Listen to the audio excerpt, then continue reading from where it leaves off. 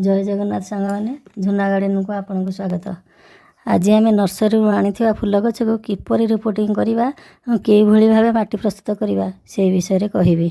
प्रथम किसी सुखिला पत्र आनी रखा, तापर 50% माटी, 25% गोबर खत एवं 25% पाउंश दे सबको भल भाव में मिसई देबा। माटी प्रस्तुत कर यही भाव में माटी प्रस्तुत कले गछटी भल भाव में बढ़ फूल फुटिब।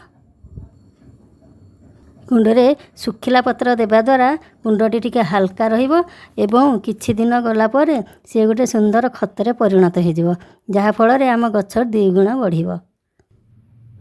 ए फूल गछर नाम बेगम बाहार। आमे पॉलिथिन को नचिरी हल्का हाथ में धरी यही भली बाहर करदेबा एवं ता चारिपटू माटी किछि काढ़ीदेबा। यही भली भाव में लगाइले आपणक गछ खूब शीघ्र बढ़िबो एवं तापर किछि पानी देई छाई रे 3 दिन जाए रखिदेबे। तापर अल्प खरा पड़ुथिबा जगार आउ 3 दिन रखिबे।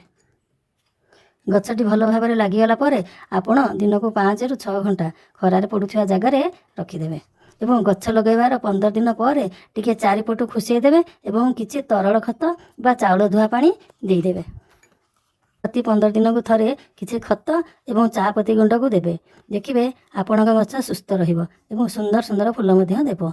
जदि आपण आगरू व्यवहार करथिबा चापत्ती देबे ताहले गोटे मुठी देबे। जदि बिना व्यवहार करथिबा चापत्ती को देबे ताहले गोटे चामच रे चामुची भाबर देबे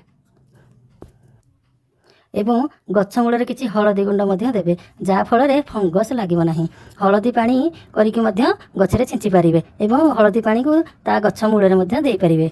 मु जे भली भाबे कहिली आपण सेही भली लगाइले देखिबे गछटी खूब सुंदर और छनछनिया रहिबो। आज पई एतिकी रहिली सांग माने। मो वीडियो केमिति लागिला कमेंट रे जणाइबे। जय जगन्नाथ।